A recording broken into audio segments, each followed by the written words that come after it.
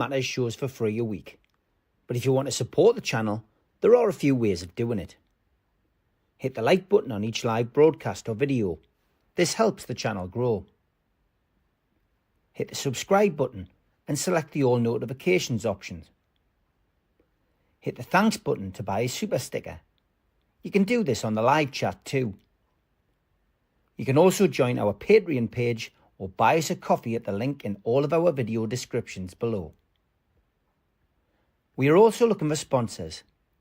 If you want our latest advertising rates and how you can get involved, then email John at nufcmatterspodcast1892@gmail.com. Thanks for watching.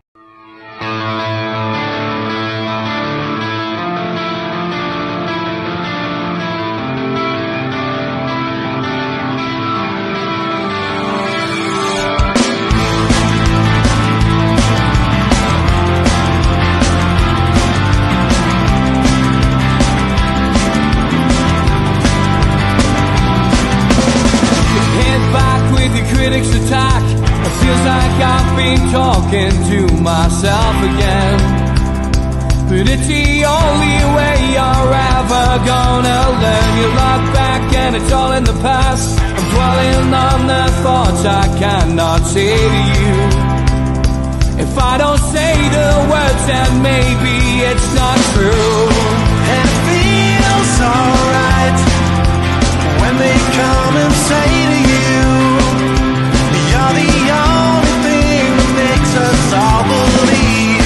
And it feels alright where the worlds collide. Manipulation stands to make us red. What time you said is coming over you. You're wishing upon a star. You're wishing it on a star. You are, you are, you are. You fight back, it's an all-out attack. It feels like I've been taken on the world's machine. Because I want it more than anyone can dream. You look back and it's all in the past. You tell me how you live by all the things you do.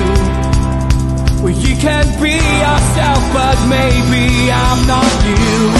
And it feels alright when they come and say to you, you're the only thing that makes us all.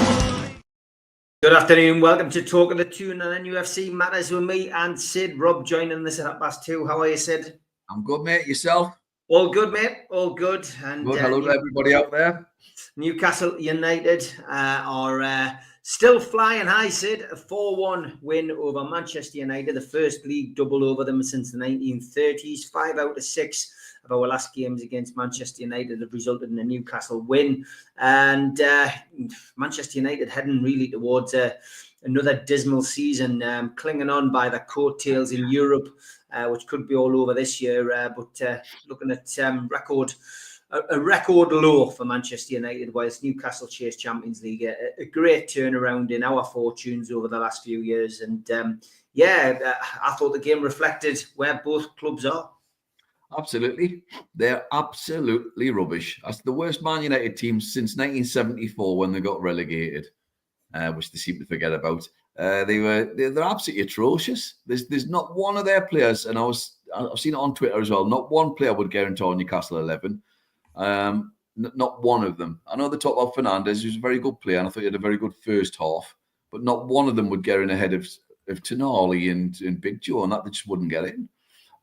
They're rubbish, absolutely rubbish. It was nice to see that they had a keeper who was even worse than the one that they dropped.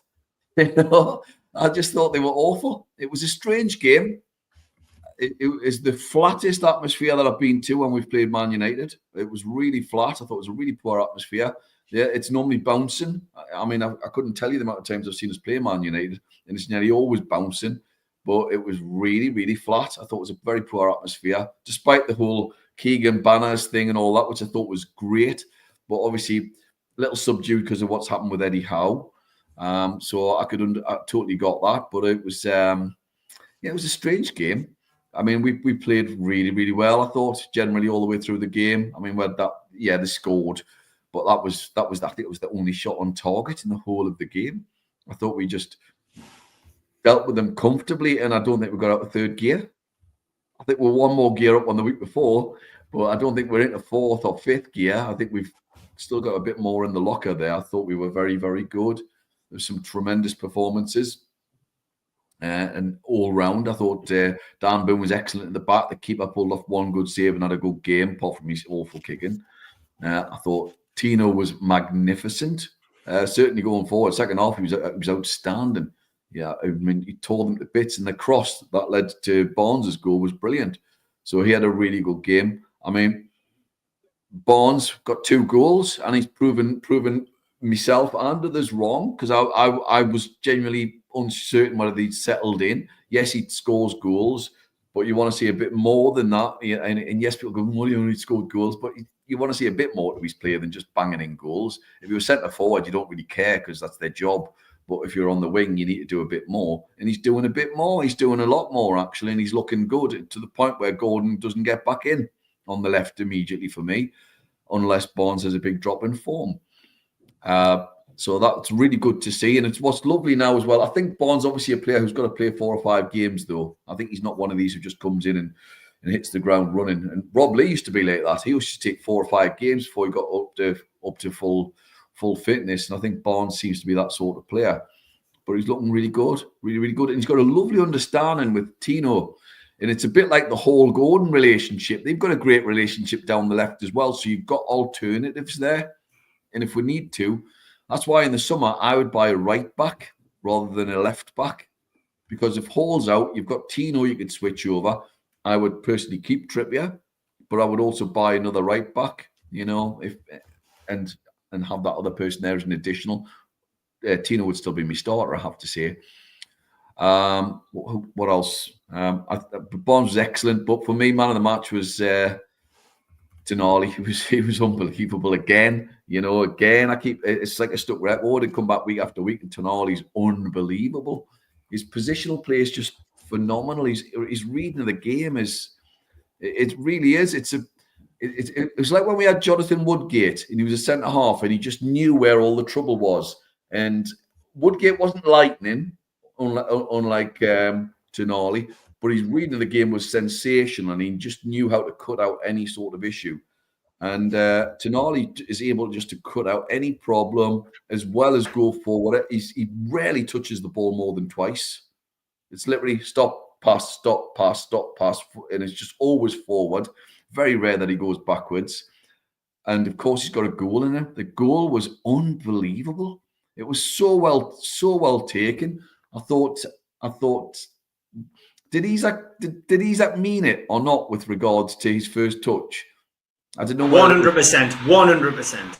So he sort of just knocked it up, flicked it over. The flick over was brilliant, but you've got to be able to keep your head down and put your foot through it, and it's exactly what he did. He didn't lean back where he was going to smash it over the bar. Kept his head over the ball and just and volleyed it in beautifully. Keeper had no chance. It was an incredible goal.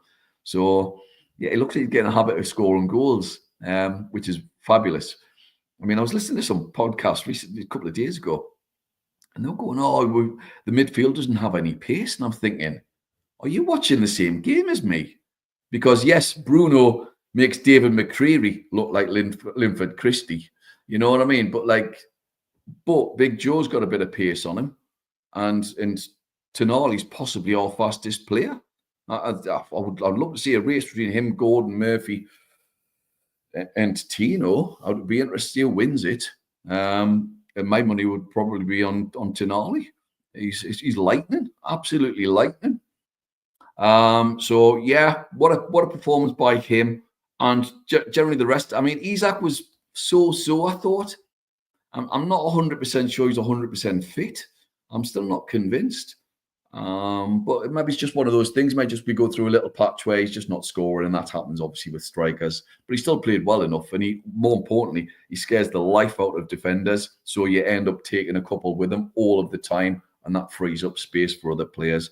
But I thought we played really well. I thought Murphy again, another assist. Yes, Tino did all the hard graft, whipped the ball over, but Murphy still has to be there, and he still has to have his head screwed on to be able to pull the ball back.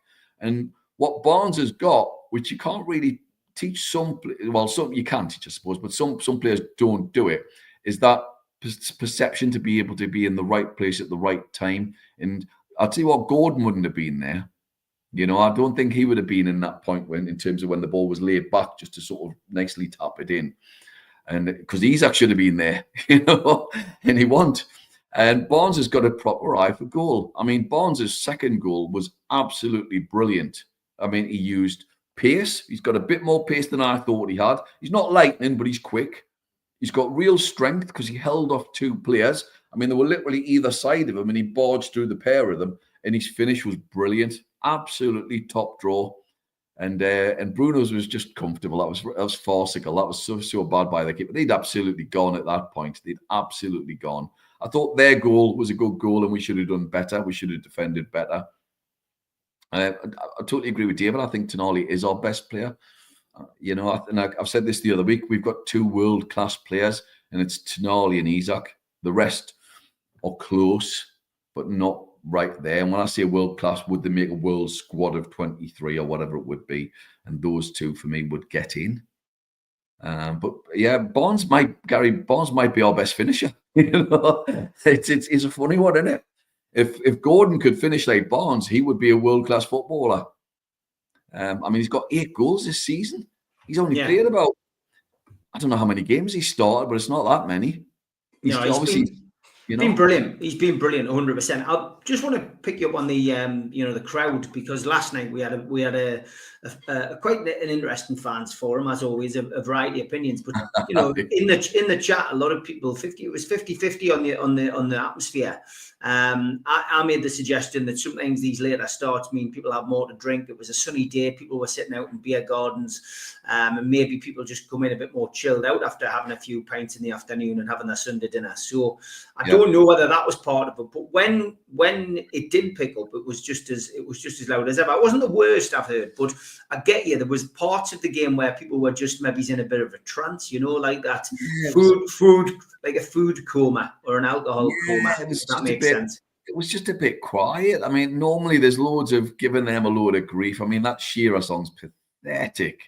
And then they're giving it the whole Andy Cole chant as well. And you're thinking, oh, wait, man, really? They still think it's 1999, don't they? They're partying like it's 1999 instead it's 2025.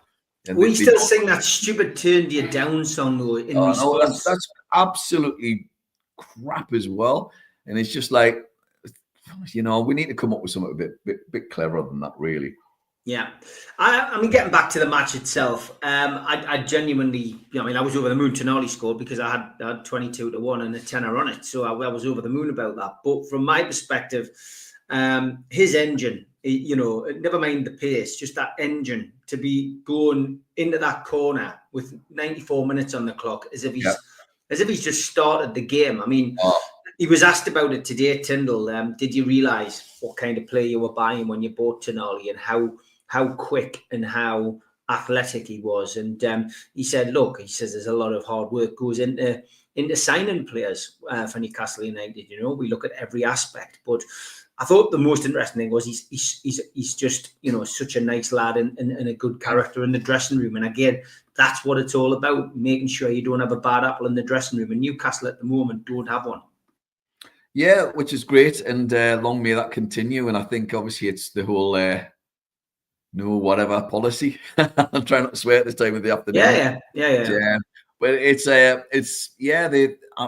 think that's probably is the case. It is the case, and I think that's the right case. That's the right way to do it. I appreciate that there are some players where we may have to. There are players who've got bad reputations, and do we therefore go for these players or have mixed reputations? But then does Eddie Howe not turn them around? It's hard. It's a real tough one, isn't it? You know, it's a real tough one in terms of taking a chance on some players. So I'm not sure. Alan Smith, can I just comment on that? Honestly, he drives me around the bend. But I thought we were excellent. We were absolutely so dominant. I actually thought 4 was an underscore. I thought we should have scored more, and we sort of just took our foot off the gas a little bit, which I don't mind. I don't mind at all, especially when the two midfielders went off. Big Joe being escorted off before we went and caused trouble. Because Ugarte, I don't know whether Ugarte said something to him, but it seemed to rile him up massively. And I appreciate that one's from Uruguay and one from Brazil, so there's always that rivalry that renowned rivalry between both nations. But yeah, that seemed to be really, really get him when he seemed to be indicating he'll meet him in the tunnel. So I was laughing. But he just needs to get through the next game, and that's his ban done with, isn't it? He won't get banned. Big Dan Burns avoided the ban as well because he had to get booked last game and the Palace game, so he's avoided that. So that's good. But I thought Dan Burn was excellent. He won every header. He looked great in the air. And he seems to be finally utilising his height because all of a sudden, from scoring one goal, he suddenly assumes now that he should be scoring every game now from a header. And he probably cost us a goal by taking the ball off Barnes's head when it was coming right over. He was nailed on for it. He was just about to get it. And Dan Burn jumps in the way of it. And he couldn't quite get the head of the height of it properly. But well done to him. So, yeah, professional performance. Absolutely put them to the sword. Moved up there really, really nicely. And now we've got a couple of really hard games to come. So well done to the boys. Brilliant. Yeah, we'll look ahead to the games coming up in the second half of the show.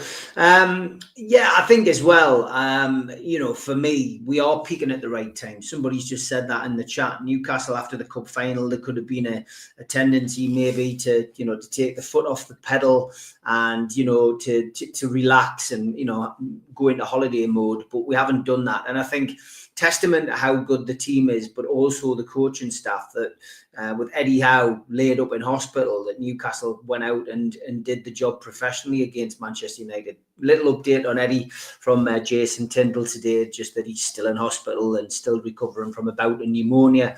And of course, the club announced last night a little statement from him thanking the NHS, but also saying that he would be missing for the Crystal Palace and the Aston Villa games, respectively. So no rush for Eddie to come back, but yeah, testament to the team and the coaching staff that we went about our job in that way.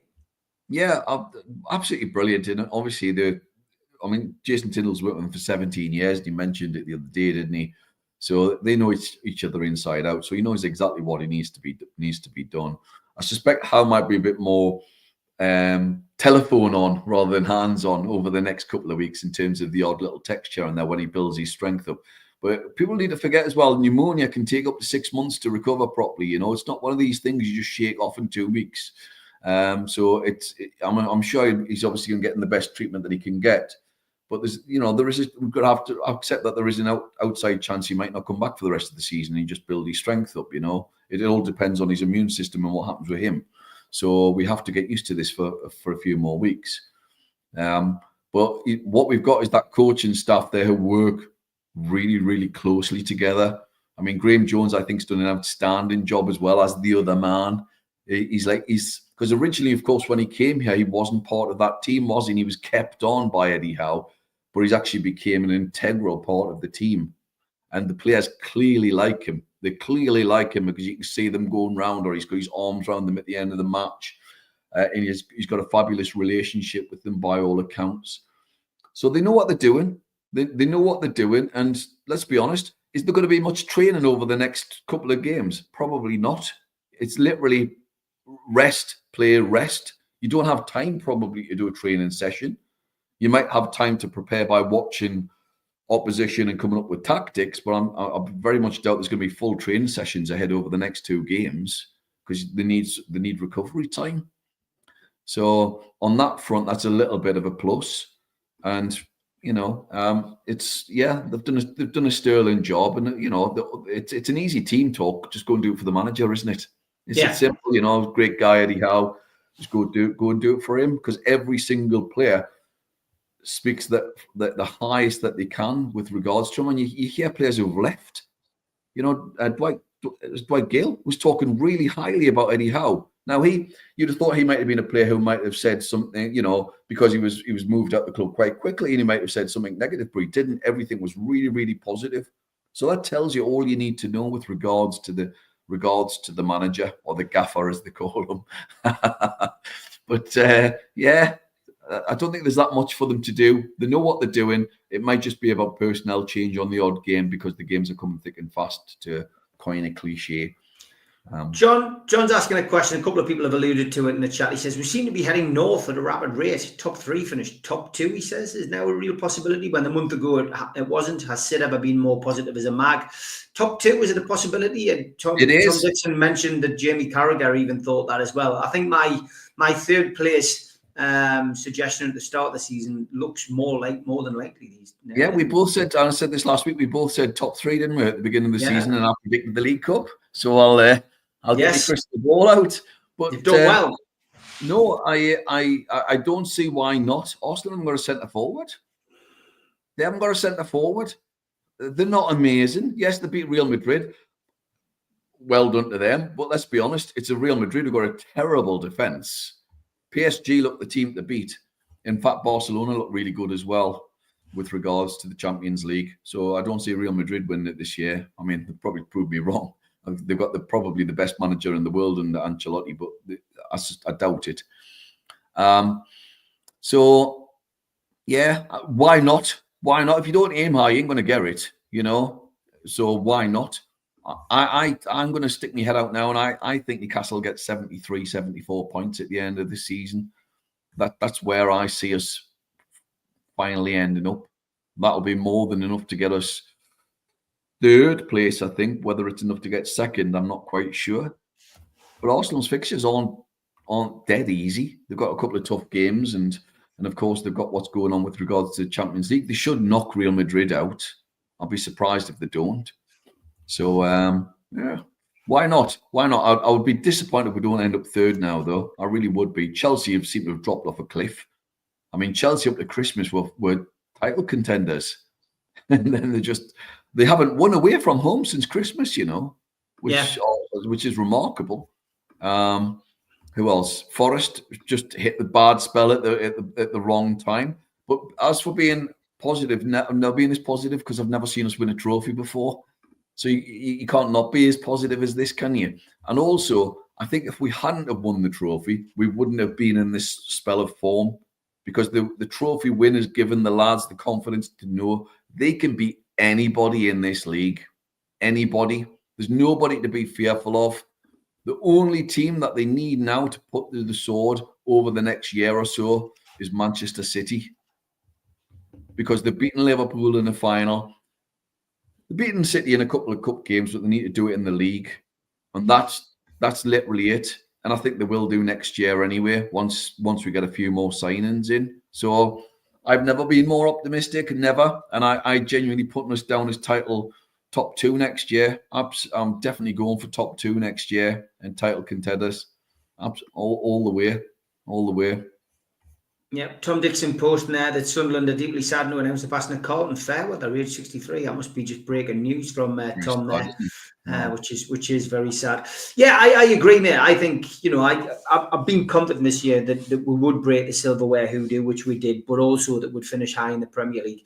I think this week is the key week. Crystal Palace, Aston Villa, 4 points out of those 2 games, whichever way we do it. If it's a draw tomorrow night and a win at the weekend, or you know, vice versa, I think that will more or less secure Newcastle Champions League, depending on the other results as well. And I think personally, as well that you know, from a Newcastle perspective, that will help them massively in the transfer window. And a lot of people talking in the chat there about the breaking news, you know, over the last few hours, which again Tyndall was asked about, and that is of the signing of Cordero, a young 18-year-old lad from Malaga, much sought after, it seems, by the Spanish hierarchy, Barcelona in particular, chasing this guy's signature. But Newcastle have acted quickly and got him in. And Fabrizio Romano, as soon as he says those words, here we go, you know that it's almost done and dusted. So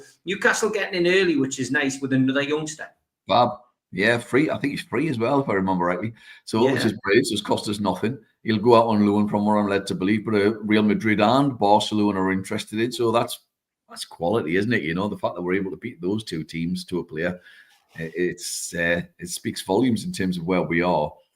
So that's great. I mean, I'm also, I think, with regards to transfer budget, I would expect if Newcastle get Champions League, the sponsorships will go up significantly in the summer, because they're a club who can then go we've qualified for the Champions League twice out of 3 seasons. Okay, we then should have the same sponsorship deals that Manchester United would be entitled to, because theoretically they may have just qualified for the Champions League once in 3 years. Therefore, why would they be better? You know, Spurs will have done it once in 3 years, unless they win the Europe or whatever, and then they may get 2. But even then, we should be then entitled to the same deals. Otherwise, you'd be thinking, well, why are you not? Why are you therefore saying we're not entitled to the same deals in terms of sponsorship of training grounds and all the rest of it, and all the clothes? So I think it's a massive one. If Newcastle get in, I see them really cashing in and going for it, and that will make a huge difference in terms of what we can go and do in the window. I'm expecting if we qualify, we go for a huge window without throwing all the players out, of course, as well. So yeah. Optimistic. Yeah, that's what we are on this show. We will have a quick break, and then it's time to get into a little bit of music with Rob. Big thanks to all our sponsors. Skips and Bins. Say hello to low-cost waste disposal with pay-as-you-go and contract waste management. Their website, skipsandbins.com. Contact them, www.skipsandbins.com/contact. Big thanks to Mr. Vicky's Sauces, handmade in Cumbria. Their website, mrvickies.co.uk. Email info@mrvickies.co.uk. Telephone 01768 210 102. Thanks to our fanzine sponsor, United Group Travel, UK Coach Holidays. There are no strangers on our tours, just friends you haven't met yet. 2 crew, driver and courier, local family company, 3-star plus quality hotels, no interchanges. Hot and cold snacks and drinks available on the coach, all excursions included. Their website, www.unitedgrouptravel.com. Email beverly.ugtl@gmail.com. Telephone 01670 632 460 or mobile 0791 666 4174. A big thanks to Media Arts for all the technical side of things. And if you want to listen to us as a podcast, you can find us on Sport Social Podcast Network. We're also available on iTunes, Spotify, and other podcast providers. If you want to support the channel, then hit the subscribe button. We still do 7 shows a week. Hit the like button, which is the thumb underneath this video, and click share to your social media. You could also take out a monthly membership or an annual membership at nufcmatterspodcast.co.uk. For the lifetime membership, you can pay £25 and get a pen, a beer mat, a fridge magnet, a badge and a keyring and your membership card, and entry into the monthly draw. Some events coming up: 27th of June 2025, the end of season party. Beresford, Howie and Watson will be at the Tyneside Irish Centre with Joe Allen in aid of North Tyneside Age UK. You can get your tickets for that one from nufcmatterspodcast.co.uk or from Woucher. No Covers takes place at the Cluny. That's on the 29th of June, midday till 3:45, and tickets are £10 from theclooney.com or newcastlelegends.com. Northern Horizon, a Blake 7 convention, takes place on the 9th of August, 10 till 4 at the Tyneside Irish Centre. Come and be some of the cast and crew in aid of Age UK North Tyneside Dementia. Tickets from nufcmatters.co.uk. An evening with Peter Beardsley and Chris Waddle takes place on Friday the 23rd of January 2026 at the Tyne Theatre and Opera House. You can get tickets from the box office 0844 249 1000 or from tynetheatreandoperahouse.uk. And Bad Manners are back in the Northeast at the O2 City Hall, Friday the 30th of January 2026. Tickets from ticketmaster.co.uk. And we have copies of The Entertainer's book, signed by Les Ferdinand, available from nufcmatters.co.uk.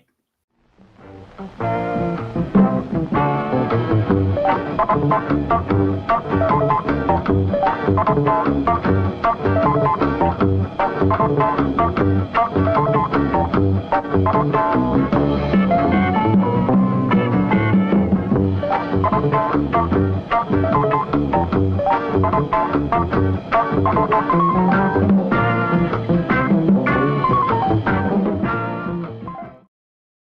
it's good afternoon to Rob. How are you, Rob? Good afternoon, gentlemen. Are you both well? Yeah, Yes. good to see you, Rob.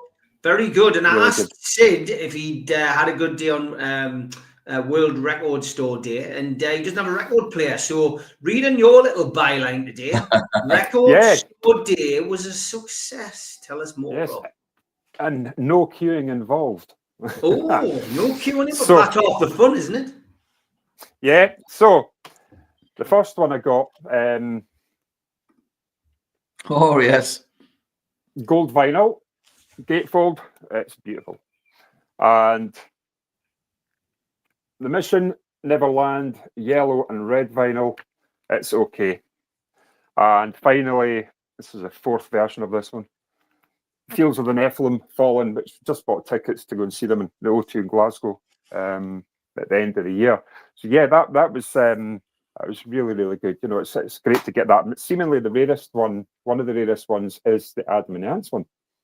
So yeah, it was very, very good, very successful. It's just nice coming home with new vinyl, you know, checking the spine, has it got the lyrics sheet, you know, that smell and the whole thing about it. It's just, it's brilliant. I miss So, yeah. all that. I was saying to Steve before then, my wife would go nuts if I was buying a record player because she goes, I know what you like. You'll spend about 30, 40 grand buying albums, and she's probably right, you know. Yeah. So I've got this top of the range streaming system that I've got. A Lin system is fantastic. So I use that. Yeah, it's Good, still good. for not opening albums. The only albums I've got are signed albums that I've got on in the Yeah. hallway, you know. On display. It's an investment. That's how I see it. That's my Love it. excuse. That's it. We've all got to have one. Great stuff. All right. What album are you bringing us today, then, Rob? Well, today is a follow-up from Music for the Masses. It's Depeche Mode, and this was a tour that accompanied it. 101.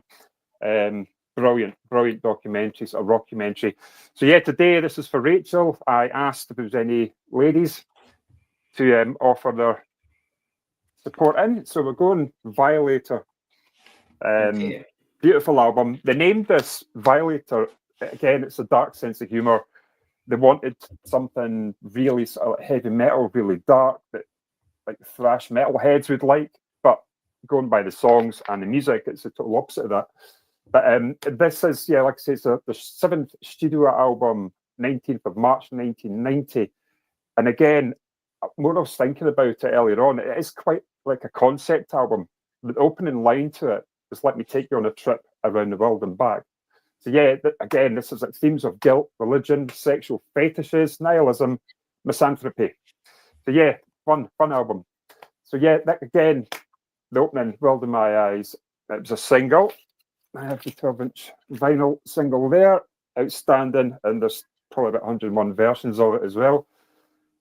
Brilliant remixes, and I think it's an experimental album, and I have read that this was Depeche Mode's Revolver by the Beatles, with the influences, especially by Alan Wilder, on it. Again, the sampling on this, it's outstanding, and it's got those, you know, the bits that goes through one speaker to the other. You listen in your personal stereo in the bus, and I still do that.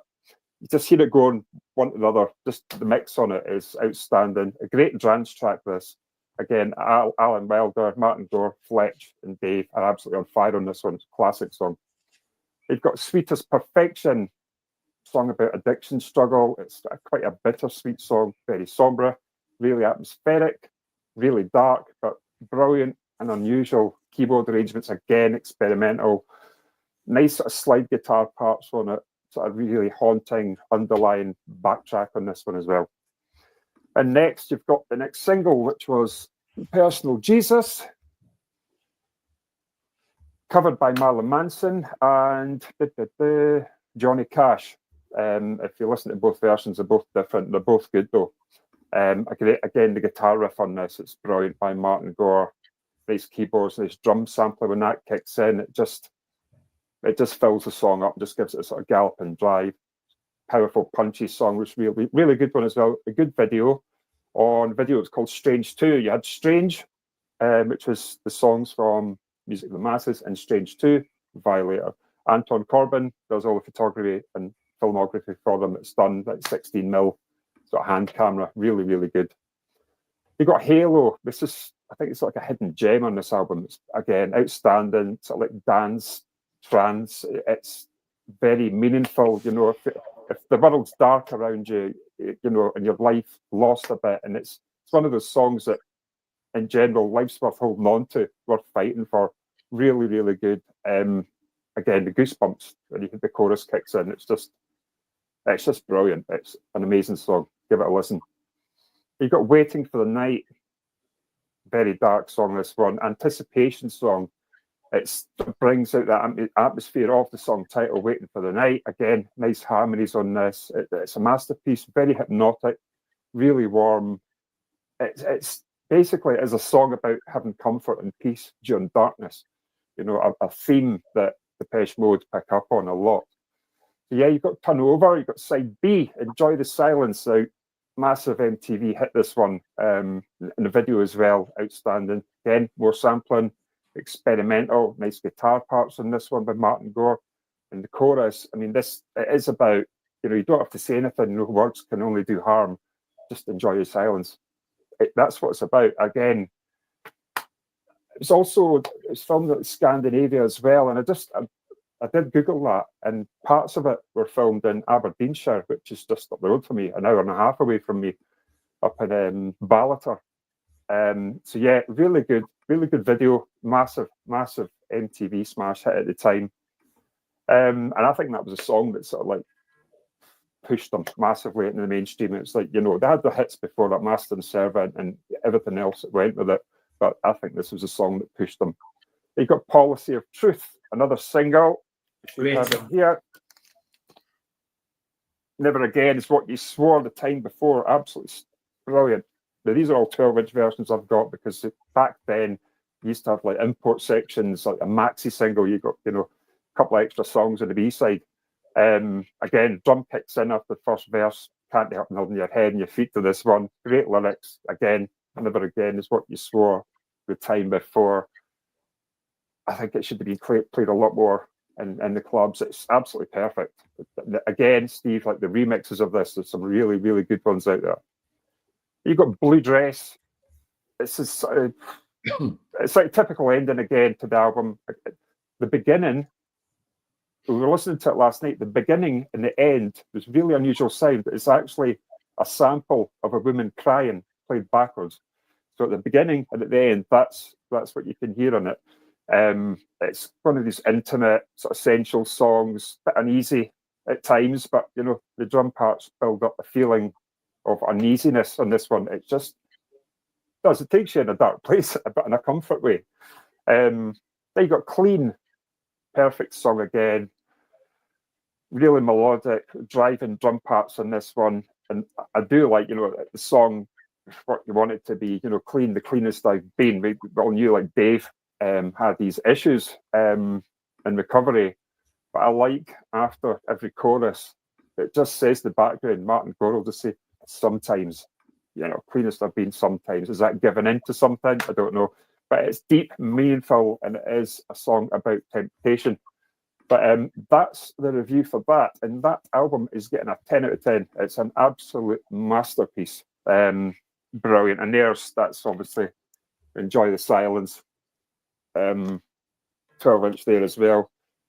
Brilliant song. Absolutely brilliant song. And next week as well, when another lady asked, Ian Jury, so I'm going to be putting that on next week. Ian Jury, which I do have on vinyl. So yeah, that's my review. And thank you, Rachel. It's absolutely brilliant to listen to it again. And I did forget to do the album that he's not reviewing, and he put a lot of time and effort into this. Look, there's Rob on the bottom. He's a little bit of Photoshop in there, but yeah, love songs. The Swallow Sisters, lovely Spanish outfits there as well. Yeah, beautiful. Fantastic. Yeah, I think Violator was done partly at Hansa as well, wasn't it? Yeah. Yeah, with the old Battle studio in Germany, which I've been to, which is great. Loved it. Right, well, my chance, because the lady asked for Ian Jury, I thought, well, I'll do it. So I've chucked one. I hope it's not the same one. But I've gone with New Boots and Panties, which is one of the greatest albums made, in my opinion. That's his son, Baxter, standing next to him on the front cover, outside some clothes place, which sells sort of underwear and all the rest of it, which is so appropriate when you listen to the album. It's just brilliant. So it was released on Stiff Records in 1977. So this was his second band. He'd already had an album beforehand. I forgot the name of the bloody band now. It'll come back to us.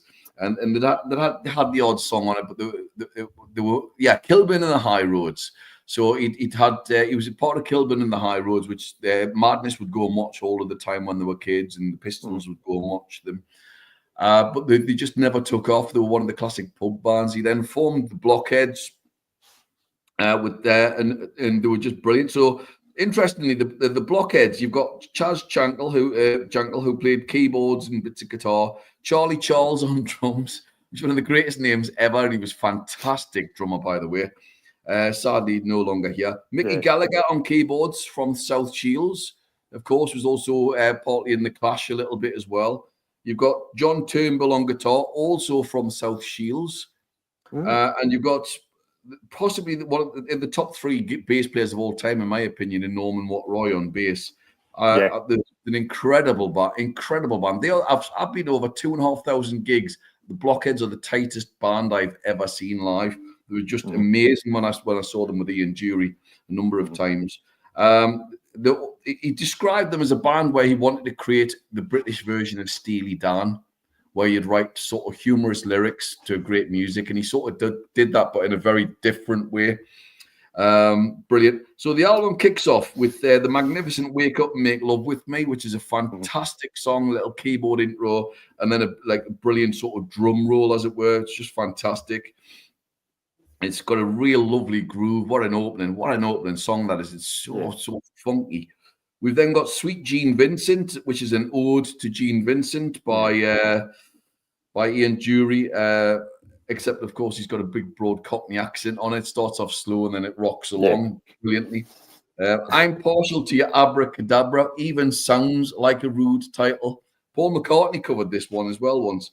It's about a sexual liaison. It's very funny, very catchy, brilliant. My Old Man is a lovely tribute to his dad, Billy, who was a bus driver. Madness did a great version of that one as well. Billy Dicky, absolute classic. Very well. Good evening. I'm from Essex, in case you couldn't tell. My given name is Dicky. I come from Billericay. I'm doing very well. And the crowd would just sing it all along. It's brilliant. And it's full of double entendres about his references to Dicky's sexual conquests. Just hilarious lyrics, very, very funny lyrics. Clever Trevor was a hit in the UK, which is remarkable. And what's great about it, Trevor is so dense that on the album, Trevor is spelt incorrectly, which I thought was a real fantastic touch. If I Was a Woman is a bonkers song, but brilliant. Plowstow Patricia is just mad about a woman and her sexual dalliances, but also has inferences to drug addiction. So it's a bit of a weird one, that one, but it's fantastic. And it's got a load of swearing at the beginning. So when you're about 12 years of age and you hear that for the first time, it's more shocking than Bodies by the Sex Pistols, I would argue. Yeah, or Friggin' and the Riggin'. Yeah, it's absolutely brilliant, though. It's a fantastic song. Really funny lyrics. And then the album finishes with Blackmail Man, which is an anti-racist song, and he's mocking racists, basically, and it's a very funny song. Because you think it's blackmail, but it's actually Black Male Man. So it's a very clever turn on words. And Dury was a great wordsmith, very, very articulate and very clever man. Oddly, the album was reissued literally within about 3 months of it coming out. And so what they did is they then put Sex and Drugs and Rock and Roll on at the end as an additional track. And that's probably the one most people have as well, of course, which is an absolute classic. And I saw Ian Dury and the Blockheads do that with they supported Madness because they took the place of Morrissey when he was coined off the day before for the Finsbury Park gigs. And I'd much rather see Ian Dury every day of the week over Morrissey. And to be fair, if I'm being perfectly honest, I think they were better than Madness on the day. And John Lydon came on and sang Sex and Drugs and Rock and Roll with him, which was actually really good. So it's just an incredible album. It really is. It features on my greatest debuts show that I did, and it comes in at number 3. Okay, so I've got the Pretenders in at number 1. I've got Dexys in at number 2, and then I've got Ian Dury at number 3. Those were my choices, but we can all have different arguments about what we think is the greatest debut albums on there. But I think it's a remarkable album. I really do. He never recorded anything anywhere near as good again. Second album's pretty good. His last album was very good, and then he released some absolutely terrible albums in between. So that's by far his best album. I've got that on gold vinyl, Sid, as well. I've got gold vinyl, and he Have also, you really? I'll send you a picture of it, and I don't know if it's got sex, drugs, and rock and roll on it. I'll have a look. I'll send you. But he also done Sue Townsend, was it? Yes, he did the Adrian Mole thing. That's right. Yes, he did. Right. Yeah, which was actually very good. He released some great songs, but he didn't release a great album after that, in my opinion.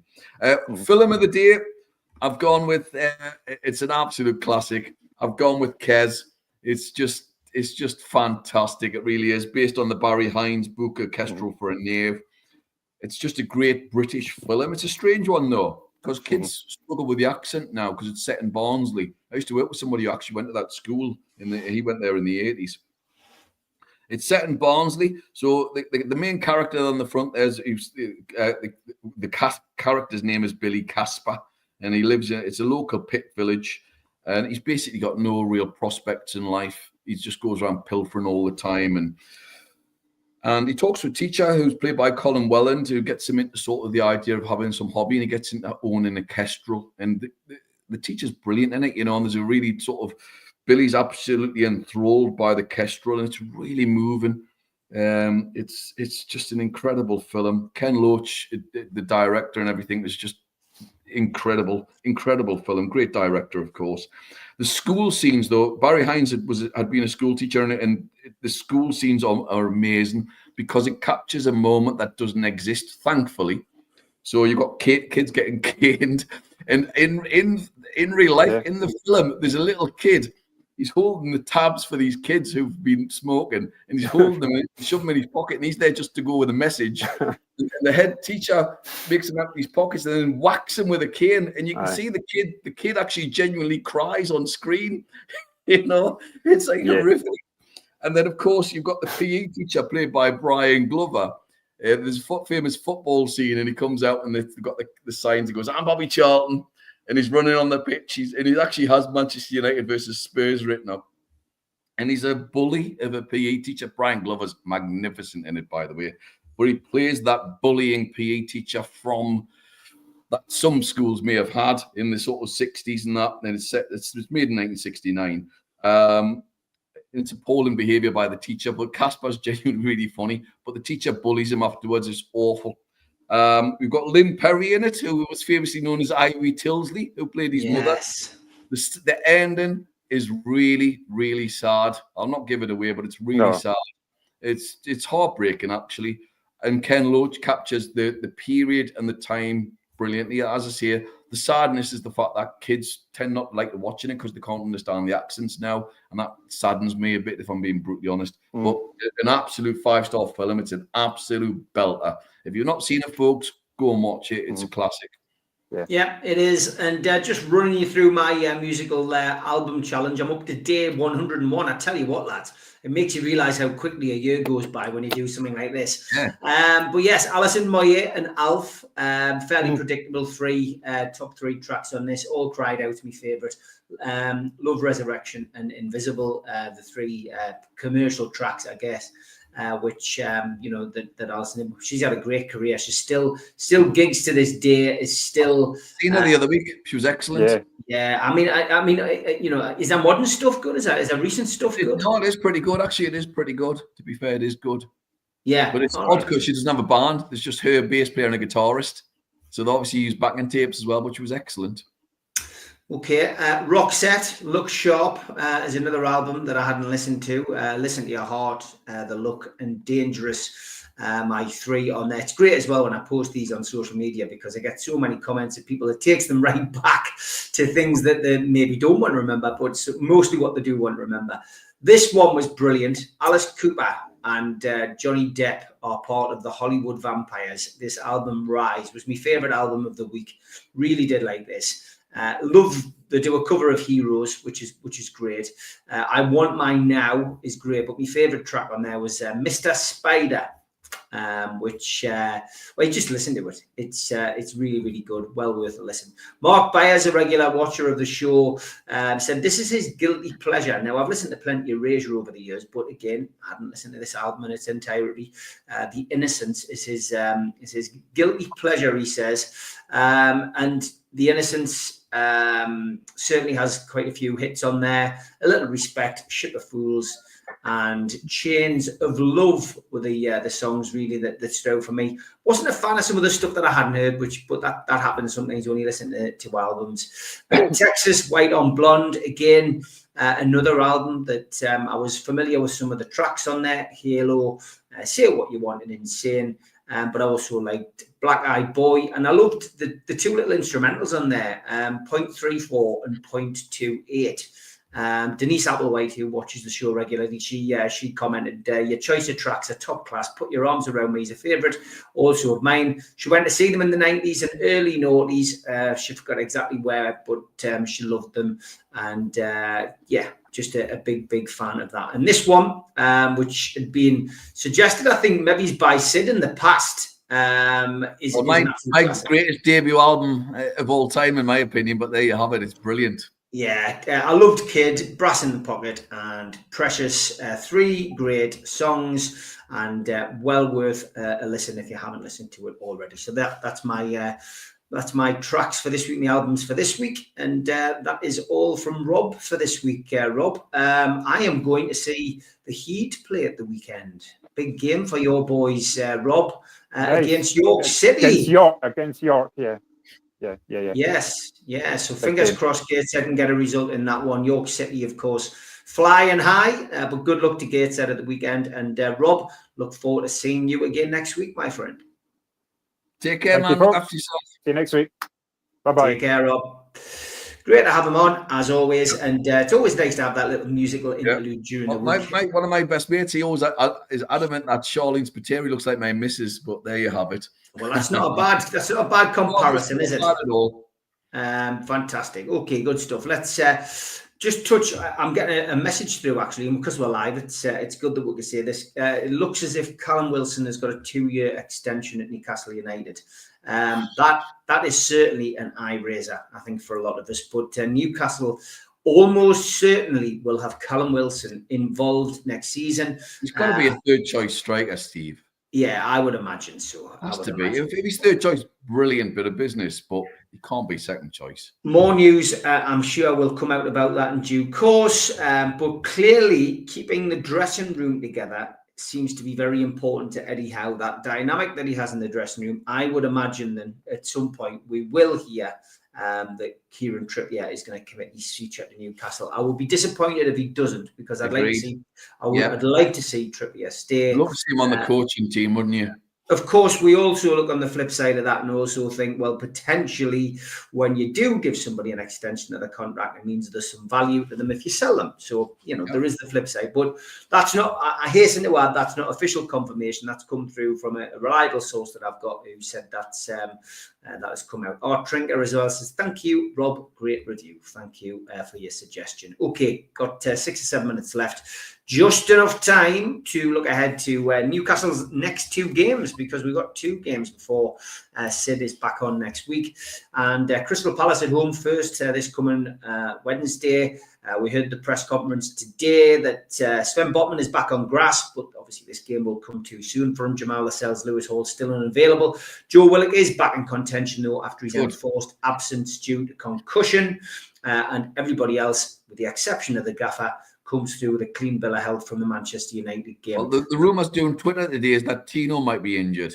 So, well, not according to Tyndall today. It's a clean bill of health and everyone's fit. But he may be doing an Eddie Howe, and of course, if Livramento isn't fit, then from our perspective, he's not going to come out and tell everybody at the press conference. You wouldn't have thought, but we'll wait and see. As I said, Jason Tyndall's press conference, he said everybody was fit.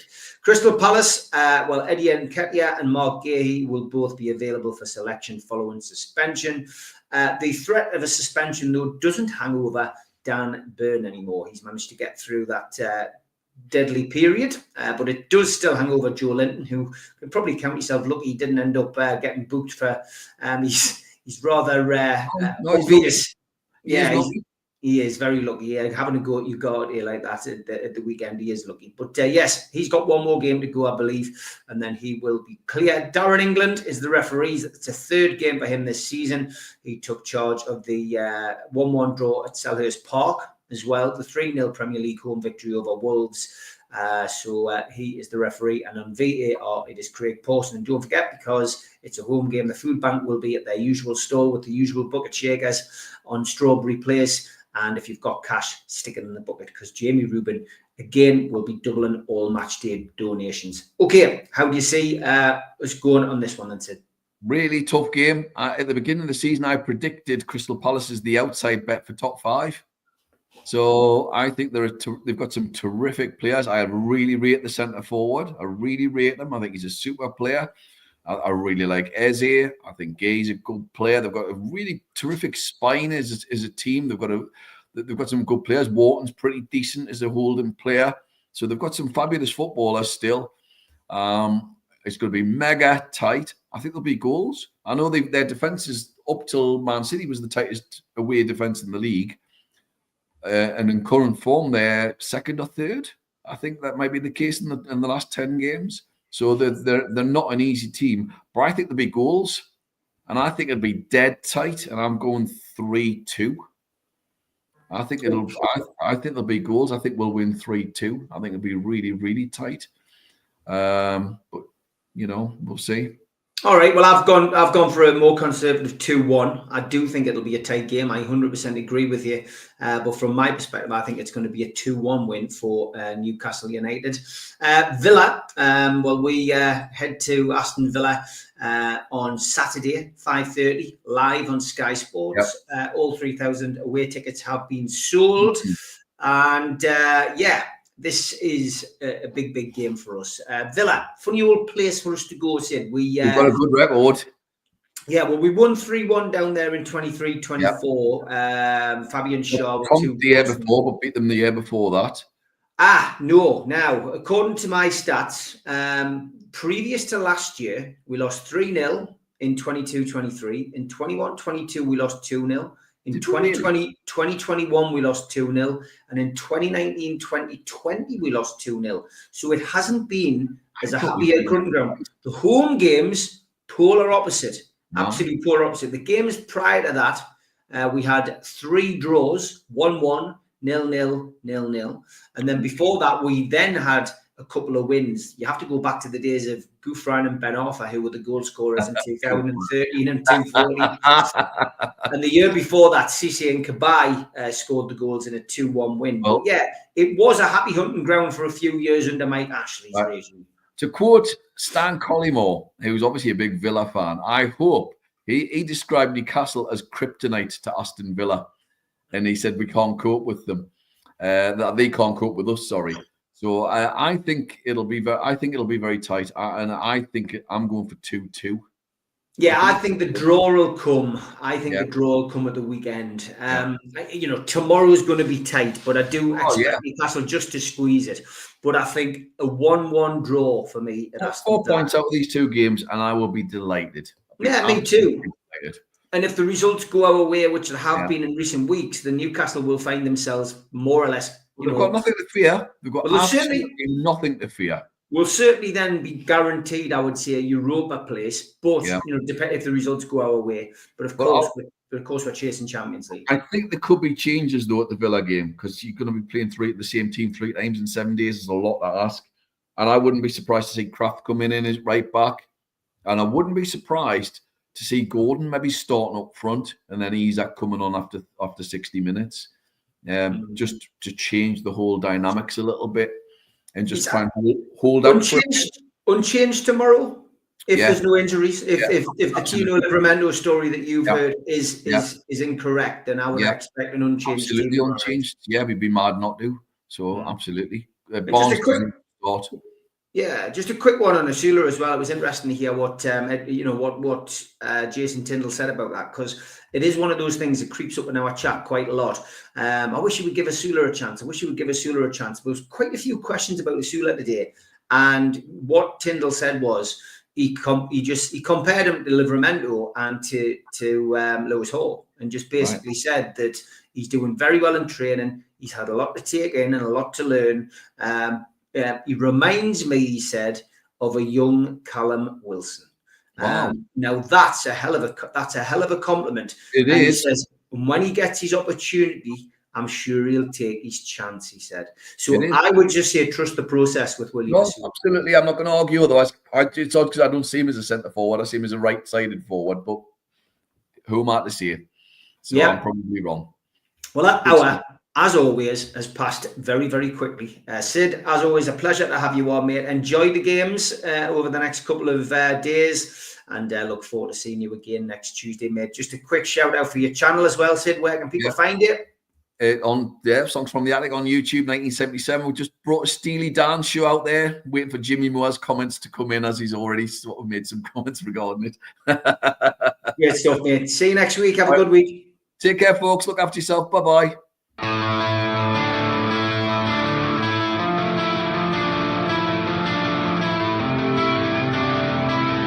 Yeah.